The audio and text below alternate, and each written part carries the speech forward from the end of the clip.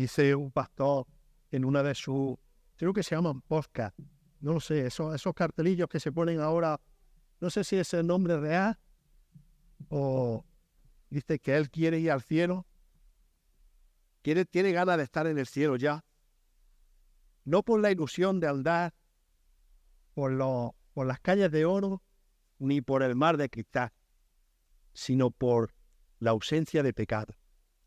Estoy cansado del pecar, dice en el podcast. No quiero ir al cielo por ver las calles de oro ni el mar de cristal, sino por la ausencia de pecar. Y él finaliza, estoy cansado de tanto pecar. Y hemos cantado eso, ¿verdad? Estaremos en un sitio que no habrá llanto, que no habrá dolor, que no habrá sufrimiento, que no vamos a padecer. ¿Por cuánto tiempo? Por toda la eternidad. Es verdad que es un cántico muy repetitivo, pero ¿sabéis que la Biblia, cuando enfatizan frases, es para darle importancia? Qué importante es esto, ¿verdad? Quizá en otros cánticos se haga más pesado la repetición, pero repetir algo que el Señor nos ha prometido, sin duda que a nosotros debe de ser un consuelo, no cansarnos de repetirlo, porque ese es el plan de salvación del Dios Todopoderoso, del Dios omnisciente, omnipotente, que se va a cumplir desde el principio hasta el final. Se va a cumplir al completo. Y en ese final estaremos como hijos de Dios, en la presencia de nuestro Señor, de nuestro Salvador, de nuestro Señor Jesucristo, glorificándolo y exaltándolo y sirviéndolo por toda la eternidad. Gloria, gloria a Dios. Quiero llevaros, hermano, en esta tarde decía Frank, a la carta del apóstol Pablo, a la segunda carta del apóstol Pablo a los tesalonicenses, y vamos a comenzar el capítulo 2. El capítulo 2.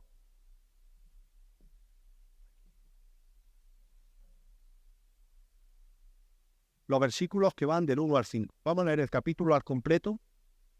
Lo tenemos en mente para luego desarrollarlo en varias sesiones, pero esta tarde solamente vamos a ver los versículos que van del 1 al 5. Dice así la palabra del Señor. Segunda de Tesalonicenses 2, del 1 al 5.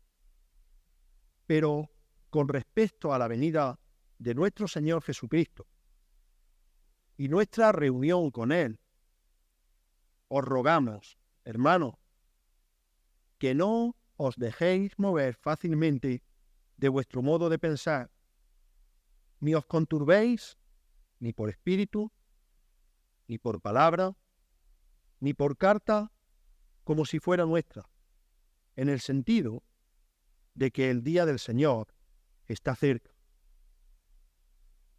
Nadie os engañe en ninguna manera, porque no vendrá sin que antes venga la apostasía, y se manifieste el hombre de pecado, el hijo de perdición, el cual se opone y se levanta contra todo lo que se llama Dios o es objeto de culto, tanto que se sienta en el templo de Dios como Dios, haciéndose pasar por Dios.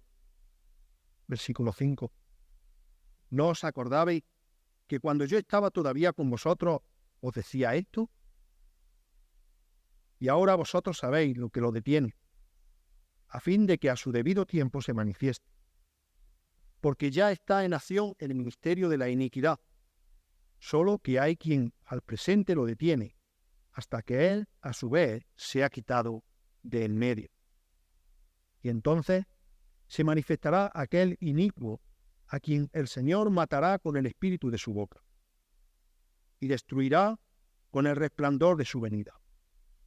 Inicuo, cuyo advenimiento es por obra de Satanás, con gran poder y señales y prodigios mentirosos, y con todo engaño de iniquidad, para los que se pierden, por cuanto no recibieron el amor de la verdad para ser salvos. Por eso, Dios les envía un poder engañoso para que crean la mentira, a fin de que sean condenados todos los que no creyeron a la verdad, sino que se complacieron en la injusticia. Pero nosotros debemos dar siempre gracias a Dios respecto a vosotros, hermanos amados por el Señor, de que Dios os haya escogido desde el principio para salvación, mediante la santificación por el Espíritu y la fe en la verdad, a la cual os llamó mediante nuestro Evangelio, para alcanzar la gloria de nuestro Señor Jesucristo. Así que, hermanos, estad firmes y retened la doctrina que habéis aprendido, sea por palabra o sea por carta nuestra. Y el mismo Señor Jesucristo, nuestro y Dios nuestro Padre, el cual nos amó y nos dio consolación eterna y buena esperanza por gracia, conforme vuestros corazones y os confirme en toda buena palabra y obra. Señor, ayúdanos, Padre, a entender estos pasajes de tu palabra. Ayúdanos, Señor, a meditarlo, a depositarlo en nuestro corazón y en nuestra mente, para que estos acontecimientos que se van a dar en un futuro, Señor, nos ayuden a conocer esa gloriosa promesa de la venida de tu Hijo Jesús por segunda vez a recoger a su iglesia.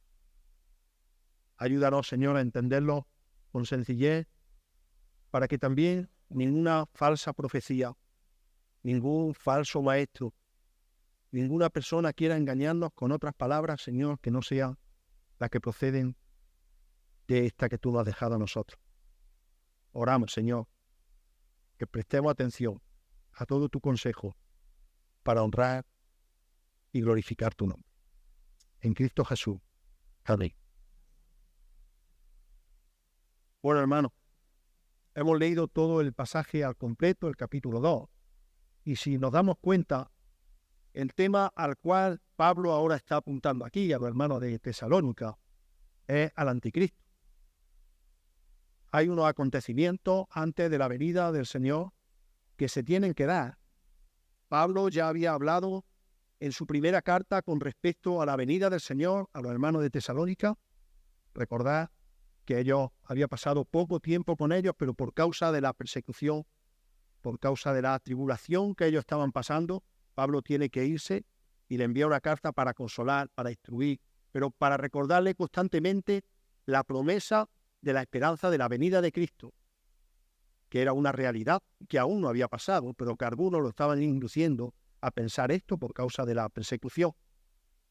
Ahora, aquí Pablo lo va a seguir animando, lo va a seguir consolando, pero en vez de hacer tanta mención a esas promesas que ya había hecho en un principio con la venida de Cristo, le va a mostrar las señales que ellos tenían que percibir para entender que aquellos que estaban induciéndolos a un error, pensando que Cristo ya había venido y que estaban en el día del Señor, que como recordáis, hablábamos que es como un día de juicio, ellos estuvieran atentos y no perturbaran ni lo descolocaran de su posición que el Evangelio lo había posicionado. Así que Pablo está hablando aquí, como hemos leído a lo largo del capítulo, de un personaje que va a tomar posición en escena. Si nos damos cuenta, lo repite en varias ocasiones, lo repite con el hombre de pecado en el versículo 3, como hemos leído, también en ese mismo versículo como el hijo de perdición. Pablo le está describiendo características y su forma de actuar. Habla de él como el opositor de Dios y de su obra en el versículo 4. Habla también que este personaje va a ser el usurpador o va a tratar de usurpar el trono de Dios. Habla en varias ocasiones de que es un inicuo. Habla también que es un siervo de Satanás, versículos 8 y 9. Habla también de un mentiroso.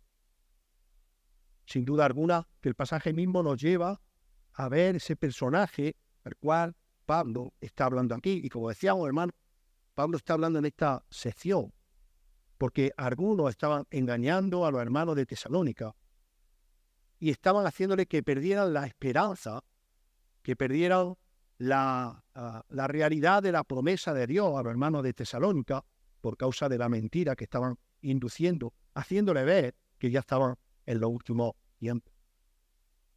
Ahora, Pablo ya le había dado instrucciones sobre el arrebatamiento. Lo veíamos en la primera carta cuando vimos el capítulo 4, los versículos del 13 al 18, y también con respecto al día del Señor. Pero, aún habiéndolo fortalecido con esta carta, pocos meses después, de nuevo estaban confundidos. De nuevo los perseguidores, los falsos maestros, los judaizantes, todos los que rodeaban Tesalónica, que como dijimos era una ciudad grande y amplia, seguían induciendo en su mente y en su corazón con tal de trastornarnos y volverse de nuevo a los principios que estaban cuando estaban fuera del Evangelio. Aunque Pablo le había enseñado sobre el día del Señor, el día del juicio, daros cuenta cómo era la maldad de estos que los inducían, que por medio de la persecución y la tribulación decían estar ya en ese día del juicio de Dios. Ahora, a pesar de que Pablo los consuela en la primera carta, ahora se intensifica más la persecución sobre cada uno de ellos, de tal manera que los llegan a confundir hasta el punto de decir, bueno, el Señor ha venido, lo hemos quedado aquí y ya lo único que estamos esperando es el día del juicio. Y mirad, hermanos, aquellos que estaban induciendo en la mente de los hermanos no eran cualquier persona torpe, eran personas que conocían lo que estaban haciendo. Porque utilizaron 3 elementos, como hemos leído y veremos ahora más despacio, para su confusión, incluso falseando una carta, aludiéndola al apóstol Pablo, o mensajes falsos, o incluso espíritus falsos, que el único propósito que tienen es inducir nuestra mente, nuestro conocimiento que nos da la palabra, para desviarnos de la verdad. Pablo ya había hablado con los hermanos sobre esto, aunque la primera carta no hicimos énfasis en la muestra del anticristo, era todo sobre la venida del Señor. Sin duda alguna, ahora aquí, no era la primera vez que le iba a hablar de sobre esto, pero aquí va a ser más enfático con estas señales antes de la venida de Cristo, antes del día del juicio. Ahora, si nos damos cuenta, hermanos, Pablo es sencillo, sigue siendo un hombre amoroso a los hermanos de Tesalónica, sigue pastoreándolo con ternura, aún en la distancia. No lo está acusando absolutamente de nada, sino que está trayendo a su mente, a su corazón, lo que ya habían aprendido cuando él estuvo en su presencia. No está siendo severo, está siendo comprensible de que la maldad de los falsos maestros es tal que lo único que quieren es confundir a los hijos de Dios, perturbar la mente de los creyentes con falsas enseñanzas. Así que vemos de nuevo la ternura de Pablo aquí. Hermanos, os rogamos. ¿Recordáis que os dice la definición? La vimos en la primera carta en varias ocasiones. Suplicamos, imploramos, solicitamos de vosotros. Hermanos, la segunda venida no había venido aún, no había acontecido. Y lo que le iba a enseñar era que para que esto sucediera, tenía que haber unas señales que identificaran realmente cómo iba a ser. Y eso es lo que Pablo ahora está haciendo. Si recordáis, en el capítulo 1 vimos la acción de gracia, los elementos, las señales de gracia que el Señor da para afrontar las pruebas y las dificultades. La actitud, nuestra acción de gracia más allá de agradecer lo material que nos da el Señor. Y cómo el Señor envía señales de gracia a su Hijo y nos fortalece para enfrentar la batalla, para enfrentar la persecución, para enfrentar la desolación, cualquier tipo que vaya en contra de las cosas que manda Dios, que también lo hace para cosas personales. Luego dice que la venganza es de Él, que dejemos que no nos emprendamos en batallas que sean muy ruidosas en el sentido espiritual, porque el Señor es el único juez justo que va a hacer todas las cosas con un juicio perfecto. Y vimos después como la acción de la petición del Señor, sin duda alguna, volvía a esa estructura de la oración de Pablo que va más allá de lo material, llevando como fin que que Dios sea glorificado y nosotros seamos glorificados con Él también en su venida. Pero si os dais cuenta, Pablo ahora, con estos pasajes que estamos viendo, con ese pero que hacemos tanta mención en tantas ocasiones, ¿verdad? Determina aquí o muestra aquí una transición de la oración a la parte doctrinal de la epístola, que es la parte escatológica, con los acontecimientos que han de venir. Ahora, hermano, he querido titular esto de una forma muy sencilla. ¿Preparados? No iba a decir listos ya, que algunos lo habréis pensado. ¿Preparados? Conozcamos los acontecimientos finales. Conozcamos los acontecimientos finales. Y daros cuenta, y Pablo va a dar tranquilidad. Vamos a ver solo un punto y vamos a ver varios subpuntos sobre esto, pero solo uno. Y se titula así, hermano: mantengamos nuestro corazón y nuestra mente confiada en la verdad de Dios. Mantengamos nuestro corazón y nuestra mente confiando en la verdad de Dios.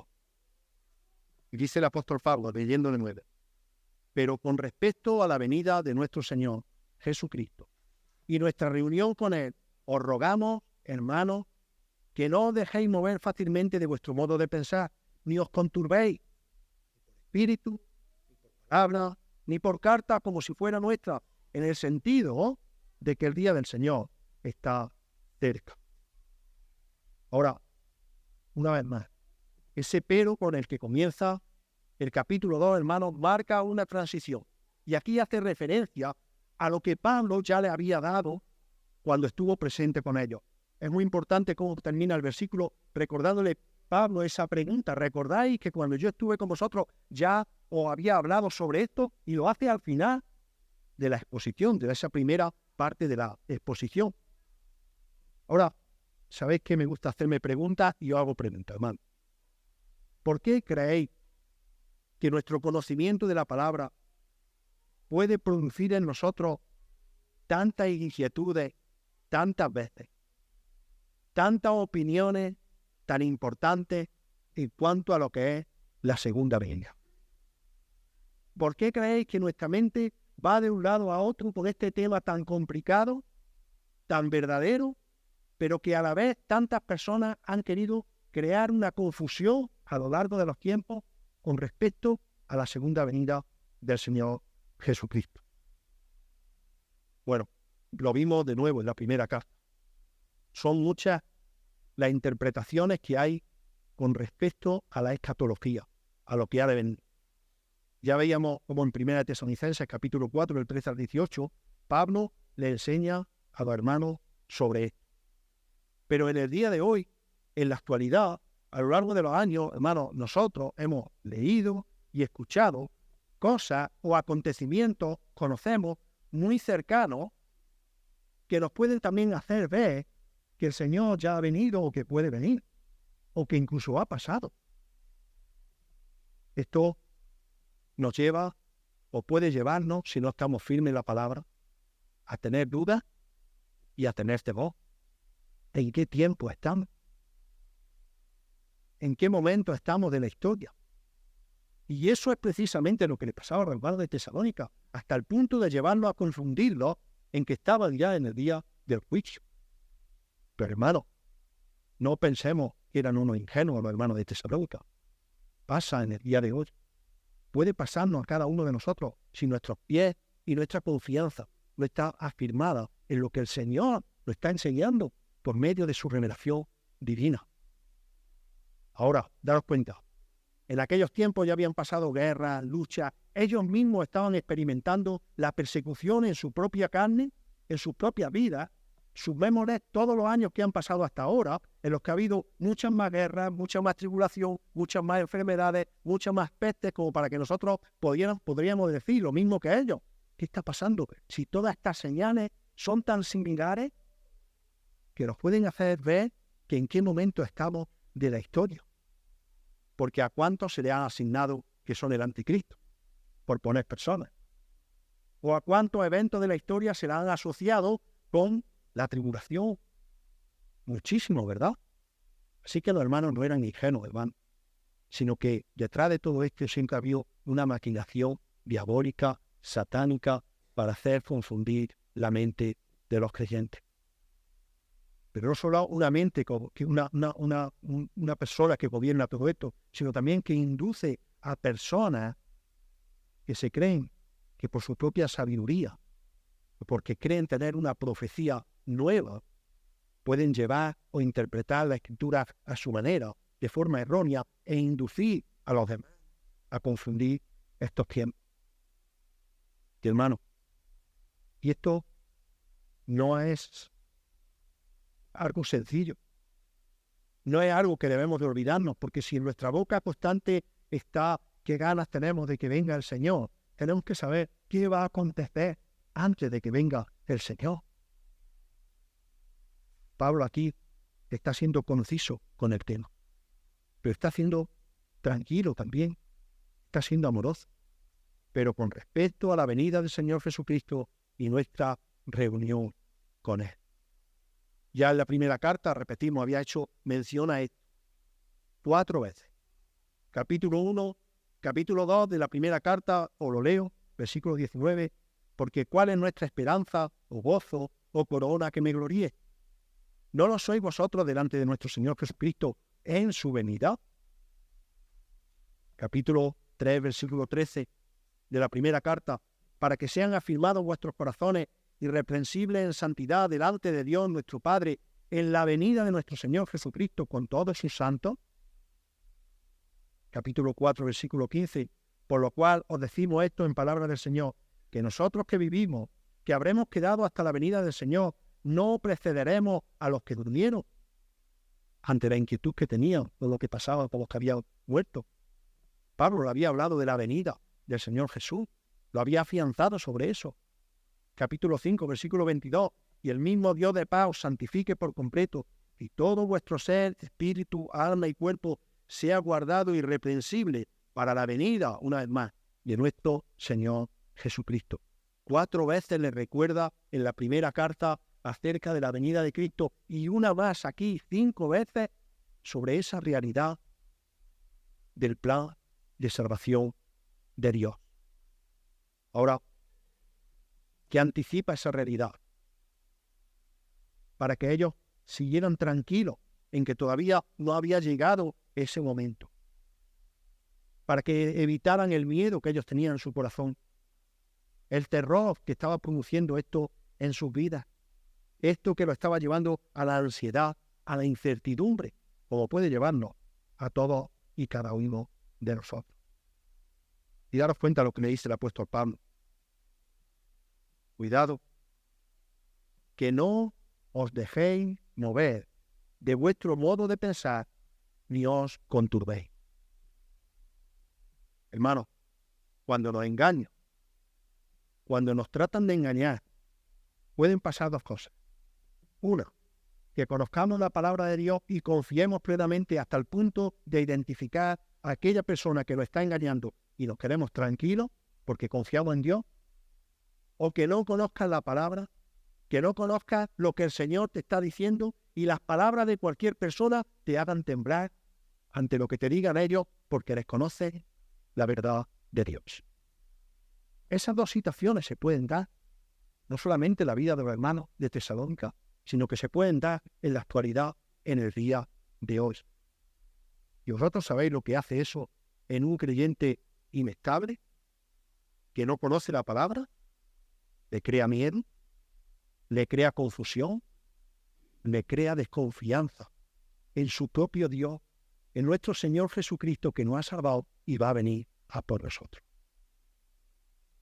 Y el apóstol Pablo le dice, cuidado, no os dejéis mover de vuestro modo de pensar y os conturbéis.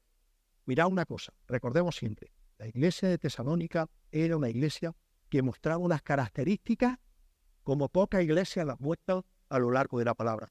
Eran creyentes maduros, eran creyentes fuertes, y sin embargo, esa fortaleza, esa fe, ese amor que se tenían los unos a los otros, que mostraban esa seña de identidad, aún que era un eco como testimonio, no solamente alrededor, sino hasta fuera de su territorio, como una iglesia que crecía de forma sana, daros cuenta qué forma de temblar, qué forma de tener miedo por aquellos que trataban de inducirnos por medio de la mentira. Y Pablo dice, no os dejéis mover. En base a las promesas que ya le había advertido que Cristo iba a venir. Y daros cuenta, porque decéis, ¿qué significa no os dejéis mover? La definición de la palabra, de modo sencillo, es una sacudida violenta. Es cuando te quieren sacudir de forma violenta, o bien sea de forma material, o bien sea de forma intelectual, de forma de pensar, de conocimiento. Por eso, cuanto más conocemos la palabra, cuanto más están afianzados nuestros corazones en ella, más arraigados estamos en la verdad, conocemos la verdad. Y daros cuenta porque eso es lo que estaban haciendo, tratando de moverlo de forma intelectual, en su forma de pensar, en lo que el apóstol Pablo le había enseñado. Y lo hacían de una forma violenta. Esta misma definición la vemos en el Evangelio de Mateo, en el capítulo 11, cuando utiliza esa misma expresión sacudida para hacer ver cómo el viento puede llevar algo inestable de un lado para otro, cuando lo compara con una caña. Mateo 11, versículo 7, dice, mientras ellos se iban, comenzó Jesús a decir a Juan a la gente, ¿qué salisteis a ver al desierto? Una caña sacudida, aquí la expresión sacudida es la misma, movida por el viento. Y daros cuenta la ilustración o el ejemplo que el mismo Señor Jesús está poniendo. Lo primero pone un elemento, un palo, vamos a definirlo así, que es inestable. Todos sabemos lo que es una caña.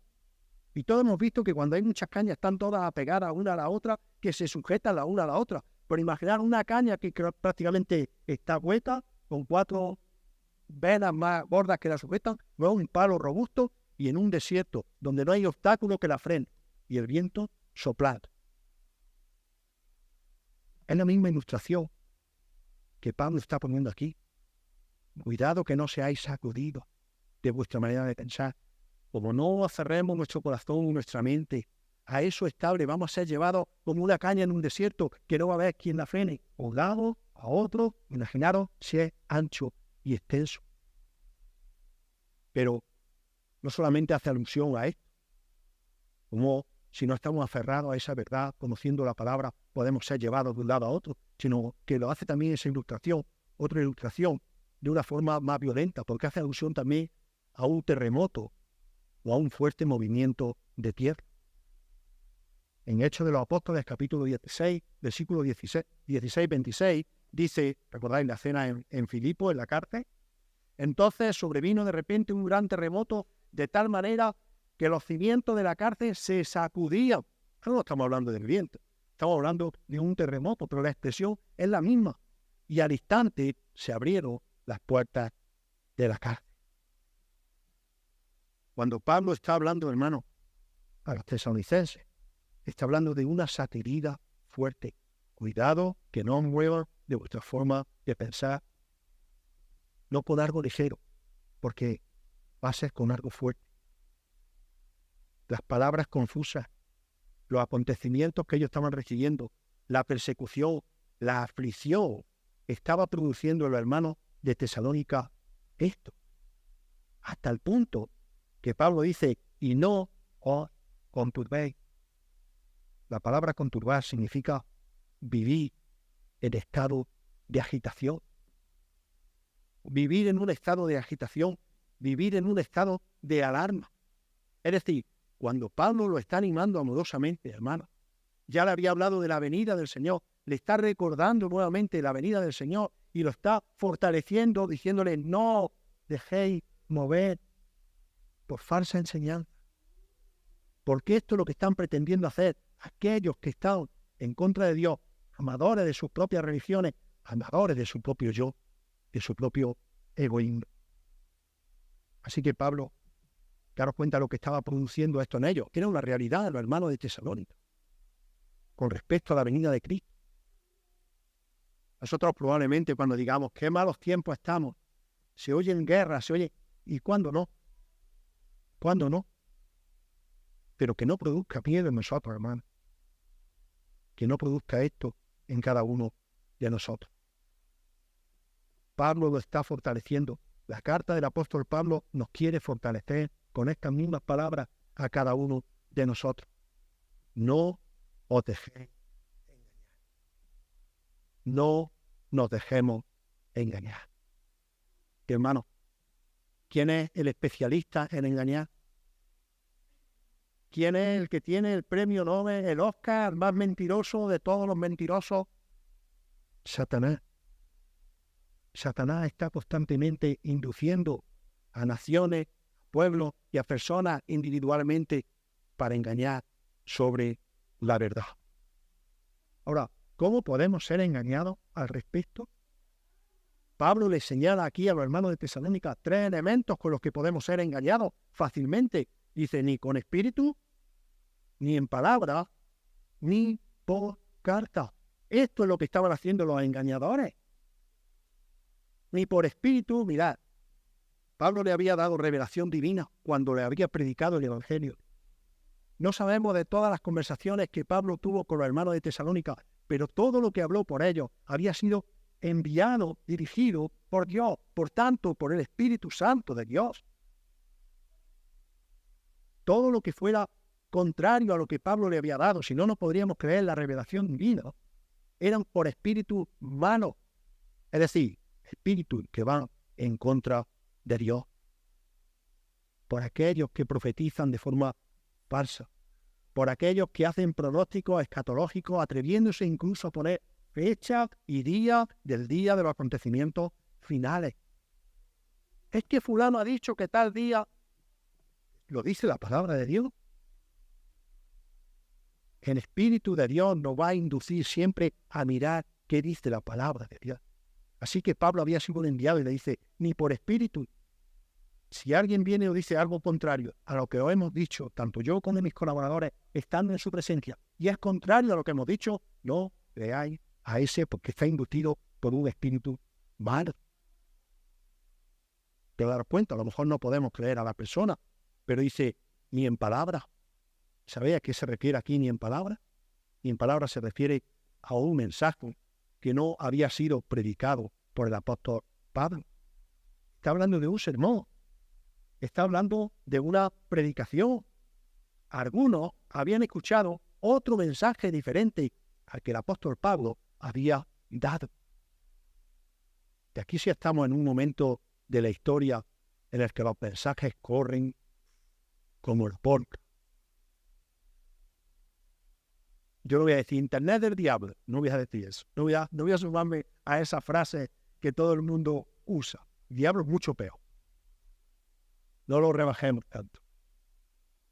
Pero cuidado con los mensajes que escuchamos tan deliberadamente. Cuidado con los pronósticos, cuidado con todo lo que abrimos, cuidado que le estamos prestando más atención a eso que a lo que estamos predicando en nuestra iglesia local, a los pastores que el Señor ha puesto en nuestra iglesia, a los predicadores que Dios ha puesto en nuestra iglesia. Cuidado que los que hacemos esto estemos predicando la verdad, porque si no, no deberíamos estar tampoco aquí. Así que nos ponemos en la misma tesitura. Pero ¿cómo identificas tú eso? ¿Cómo identificas un buen mensaje que sale de la palabra de Dios a una charla, a algo que se está inventando por fecha? ¿Cómo lo identificas? Me lo sienten, la palabra. Pablo dice, cuidado que no venga un espíritu de engaño. Cuidado con los que os están predicando, que no sea lo mismo que estamos predicando, que hemos hablado por nosotros, aquellos que hemos sido enviados por Dios precisamente a los hermanos de Tesalónica. Pero ponen un elemento más, ni por carta. Ahí no había WhatsApp en Tesalónica, no había correo electrónico, había carta y tardaban un tiempo en llegar. Y probablemente algunos se habían encargado de falsear una carta aludiendo a que la había hecho el apóstol Pablo, con mentiras, con controversia, para inducirnos al engaño. Es que Domi ha dicho, preguntadme a ver si yo lo he dicho. Es que Manolo ha dicho, preguntarle a Manolo a ver si lo ha dicho. Es que Fran ha... preguntarle. Es que cualquiera, preguntarle. Porque hay gente que por tal de torcer el bienestar de una iglesia se inventa tropelías. No sé si existe esa palabra. pero bueno, ha salido, sabéis, la bien entendida. Se inventa cosas con tal de destruir, de dinamitar la estabilidad de una iglesia. En este caso, con tal de perturbar y de engañar a los hermanos de Tesalónica, hasta el punto que tenían el miedo metido en el cuerpo. Hermanos, 3 elementos que querían y probablemente estaban moviendo y agitando a los hermanos de Tesalónica. Y Pablo le dice, cuidado que nadie os mueva de vuestra manera de pensar. Hermanos, yo creo que todos somos conscientes que vivimos en un planeta muy peligroso, muy peligroso. Esta frase no es mía, es de un predicador, pero me encanta porque forma parte de su introducción en Marcos capítulo 13 y él dice, espero que seamos conscientes que vivimos en un planeta muy peligroso. Por causa del pecado, hay asesinatos, hay crímenes, hay guerras continuas, hay de todo tipo de maldades producidas por el pecado. El pecado ha afectado de tal manera a la creación y a los seres humanos que el hábitat que Dios creó para nosotros, un hábitat perfecto, sea el sitio más peligroso de todo el universo. Y todo por causa del pecado. Ahora hay conflictos, hay catástrofes, va a seguir habiendo hasta que el Señor venga, pero hermano, cuidado que nadie se aproveche de esto para decirnos que estos son señales finales para la venida del Señor, porque eso solamente lo sabe el Señor. Y debemos de estar tranquilos en el Señor, porque si no, va a crear en nosotros miedo, desesperanza, engaño. Mirad, es verdad que hay muchos acontecimientos que son tan similares a lo que el Señor va a mandar en el futuro, que nos puede llevar al engaño. Pero debemos de saber, debemos de aprender lo que el Señor nos dice por medio de su palabra. Y esto es lo que Pablo estaba diciendo. Cuidado que nadie os prueba del evangelio, de las cosas que os hemos enseñado. Ahora, Pablo le va a decir cuáles son los acontecimientos, la parusía, que es la venida del Señor, y le habla de 3 señales. 3 señales demuestran, ya que ha dado tranquilidad a su corazón, mira, tienen que pasar cosas concisas para que esto pase. Una de ellas es la apostasía. ¿Qué es la apostasía? Dice 2 de Tesalonicenses, capítulo 2, porque no vendrá sin que antes venga la apostasía y se manifieste el hombre de pecado, el hijo de perdición, el cual se opone y se levanta contra todo lo que se llama Dios o es objeto de culto, tanto que se sienta en el templo de Dios como Dios, haciéndose pasar por Dios. Dice, ¿no os acordáis que cuando yo estaba todavía con vosotros os decía esto? Pablo ahora les describe las señales antes de la venida del Señor. Nos damos cuenta, por cómo termina el versículo 5, algo que ya había comentado con ellos en su estancia. Ahora, daros cuenta. Dice, porque no vendrá. ¿Quién no vendrá? El Señor. ¿No? Porque no vendrá ¿quién? El Señor. Sin que antes venga la apostasía, que está poniendo un orden ante los acontecimientos futuros. Y daros cuenta, porque el tiempo del verbo vendrá está haciendo palma de ese tiempo con futuro y sigue estando en futuro para nosotros. Ahora, ¿qué debería de producir? Yo cuando pensaba en esto y lo estaba leyendo, ¿qué debería de producir eso en el corazón de los creyentes? Bueno, lo mismo que debe de producir en el nuestro. Lo primero, que no ha sucedido todavía la venida de Cristo. Por lo tanto, debemos estar tranquilos los que somos creyentes.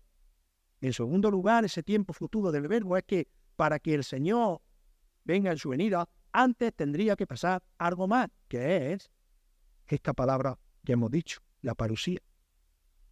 Ahora, a nosotros puede que esta palabra nos suene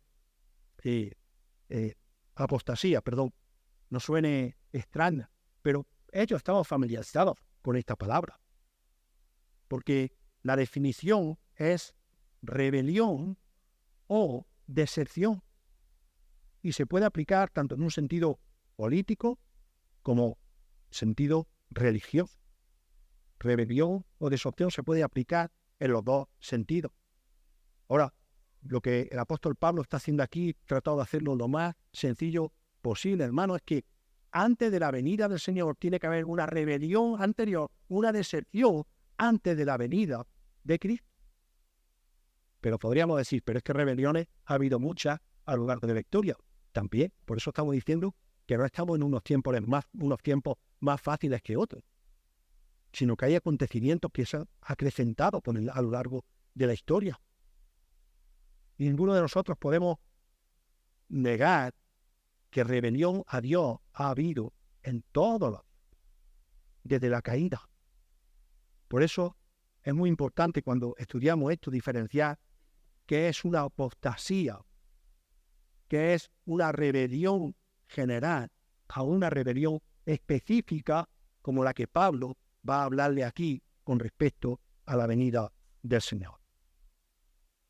Mirad, esta misma expresión la vemos en Hechos de los Apóstoles, capítulo 21 y versículo 21 también, con respecto a abandonar a la ley de Dios, la acusación que le hicieron al apóstol Pablo cuando lo iban a arrestar.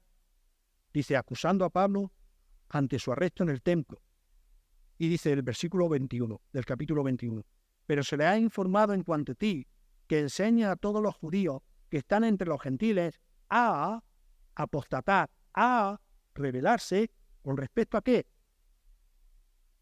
La ley de Moisés, diciéndole que no circunciden a su hijo ni observen las costumbres. Una rebelión ante el pueblo de Dios, ¿verdad? Una acusación a Pablo para arrestarlo. Una rebelión ante Dios. La iglesia de la Odisea fue acusada de apostatar en Apocalipsis, ¿verdad? No con la palabra concisa, pero dice Apocalipsis 3, versículo del 14 al 22, podemos leerlo al completo, pero os leo solo una parte. Yo conozco tu obra, que no eres ni frío ni caliente. Ojalá fuese frío o caliente, pero por cuanto eres tibio y no frío ni caliente, te vomitaré de tu boca. A lo largo de la historia ha habido hombres apóstatas, rebeldes en contra de Dios. Segunda de Pedro, capítulo 2, versículo del 20 al 22. Ciertamente, si habiéndose ellos escapado de las contaminaciones del mundo por el conocimiento del Señor y Salvador Jesucristo, enredándose otra vez en ella, son vencidos, su postrer estado viene a ser peor que el primero. Porque mejor no hubiera sido no haber conocido el camino de la justicia, que después de haberlo conocido, volverse atrás del santo mandamiento que le fue dado. Pero le ha acontecido lo del verdadero proverbio. El perro vuelve a su vómito y la puerca lavada a revolcarse en el cieno. Es decir, hermano, con esta ilustración es que siempre ha habido rebelión.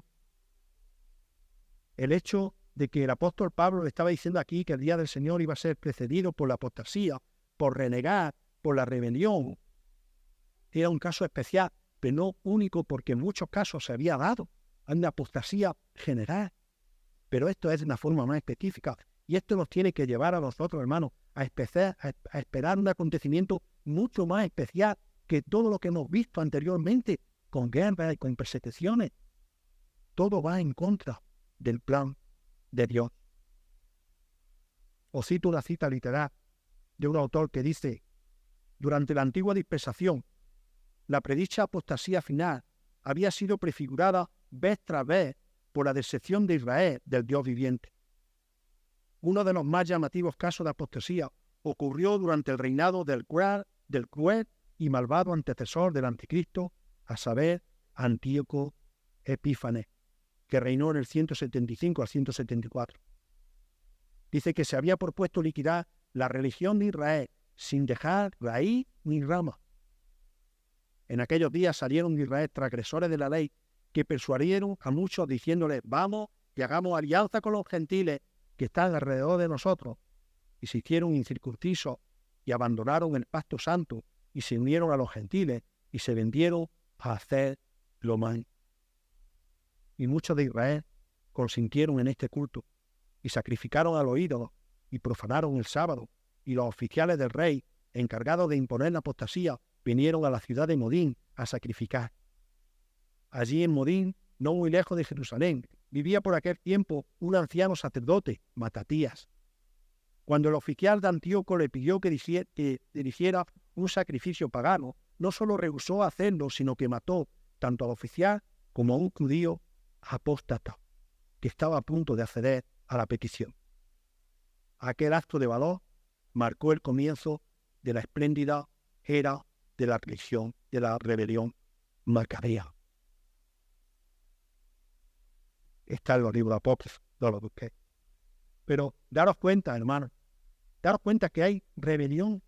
Ahora, cuando Pablo está hablando aquí en 2 de Tesalonicenses, está hablando de un acto aún más especial que toda la rebelión que ha tenido Dios. ¿Y cómo va a ser ese acto? Bueno, con la manifestación del hombre de pecado. Del hombre de pecado. Y quiero hacer esto rápido para terminar la manifestación del hombre de pecado. Y mirad, de la misma manera que decíamos anteriormente, hay acontecimientos en la historia que pueden marcar que nuestras cabezas piensen que Cristo está cercano. También lo ha habido con hombres malvados. Hombres malvados que con su acto nos pueden hacer ver que esa era la persona que tenía que estar aquí antes de la venida de Cristo. Hombres que han cometido verdaderas atrocidades y las siguen cometiendo, aunque no sean tan conocidos. Pero dar cuenta, ninguno de ellos, podemos repetir, ninguno de todos esos que queremos acusar son tan malos como el verdadero hombre de pecado. Va a ser un líder, va a ser una persona física, va a ser un pecador blasfemo, como lo describe la Escritura, parafraseando, un hombre sin ley, que eso es lo que más identifica aquí a la definición de pecado, un hombre no que no conozca la ley de Dios, sino que conoce la ley de Dios y se revela a la ley de Dios. Un hombre que de forma descarada va a ser muy sutil, pero que cuando dé su verdadera cara va a ser el verdadero hombre de pecado, el anticristo. El hombre más malo que haya existido, porque va a tener la influencia más grande sobre toda la tierra, sobre todo lo humano. Y veréis, probablemente haya nacido ya, no lo sabemos. Probablemente esté ya creciendo, no lo sabemos. No va a hacer su aparición en el momento, sino que va a ser algo progresivo, pero sin duda alguna que trae un plan realmente malvado en contra de Dios, en contra de la humanidad. Pablo lo define también como el hijo de perdición. El hijo de perdición. Te das cuenta, la expresión hijo es un término hebraico para indicar una asociación cercana o de alguna clase. Os leo literal.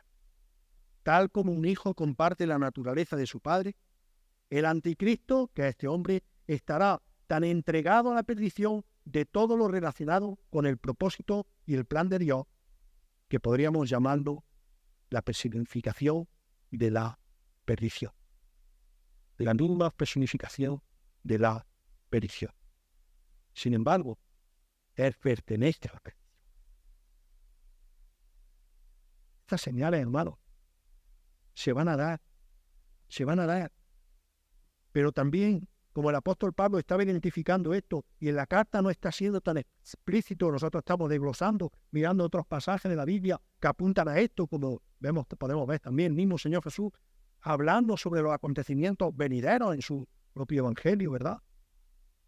Pero esto es algo que tenemos que tener en nuestro corazón, si realmente deseamos la venida de Cristo y poder ver esas señales, si es que acontece que estemos nosotros aquí. Ahora, ¿recordáis otro personaje en la Biblia que se le da el mismo título de hijo de perdición? Judas. A Judas. Juan 17:12, cuando estaba yo con ellos en el mundo, yo los guardaba en tu nombre. A los que me diste, yo los guardé, y ninguno de ellos se perdió, sino el hijo de perdición, para que la Escritura se cumpliese. Judas y el hombre de pecado, el hijo de perdición, comparten el mismo título. El mismo título. Veréis, con esto vamos a terminar. Siempre que leemos los capítulos del 13 al 17, al menos a mí me pasa. En la escuela del maestro lo titulaban un predicador, ¿verdad? Siempre que lo leemos, a mí me viene a la mente cómo un hombre que ha estado con el Señor Jesús, comiendo, viviendo, escuchándolo, cómo pudo llegar a hacer lo que hizo. ¿Cómo pudo llegar a hacer lo que hizo? ¿Cómo se opuso al mismo Señor Jesucristo? ¿Cómo fue en contra del mismo Señor Jesucristo? Bueno, pues de esas mismas características, porque comparten título, va a ser el hombre de maldición, el hombre de pecado, el hijo de perdición. Se opone y se levanta contra todo lo que se llama Dios o es objeto de culto, tanto que se sienta en el templo de Dios como Dios, haciéndose pasar por Dios. Tratará de reemplazar la adoración, pero tratará de hacerlo de una manera sutil. Pero no solamente de la adoración a Dios, tratará de usurpar la adoración de todos los dioses falsos que hay, porque Él solamente quiere requerir la adoración plena y completa. Plena y completa. Porque es la mayor referencia en cuanto al egoísmo, a la envidia, a la maldición, a la petición que jamás haya acontecido. Hermano, estas son las señales que Pablo está diciendo aquí. Querido hacerla de la forma más sencilla, aunque se puede entrar en profundidad, mucha más profundidad, con los temas escatológicos. Pero, sin duda alguna, esto es algo que a los hermanos de Tesalónica lo estaba perturbando. Y nosotros, hermanos, debemos de conocer esas señales.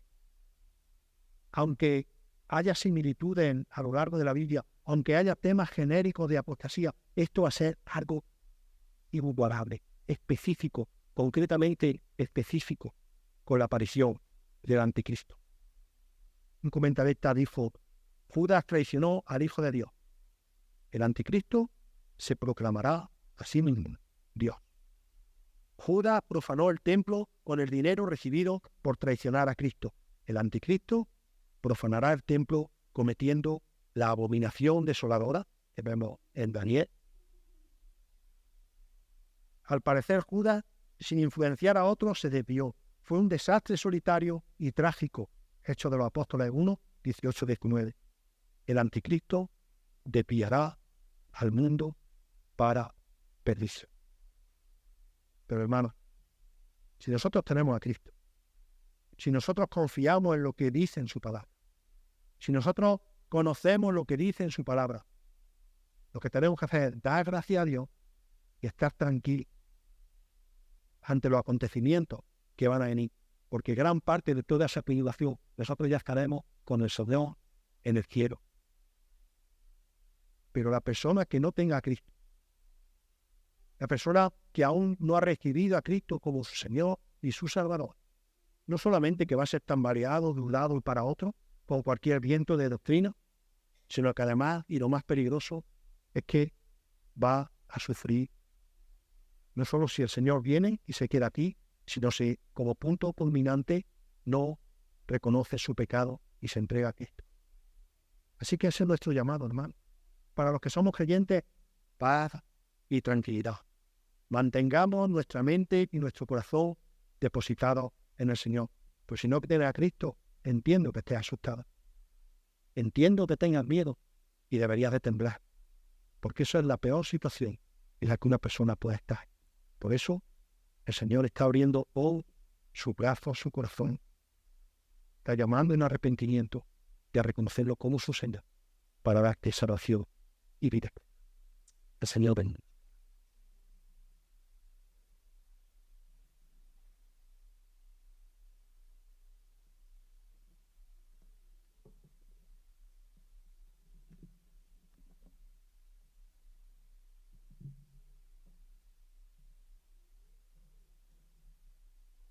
Buenas noches.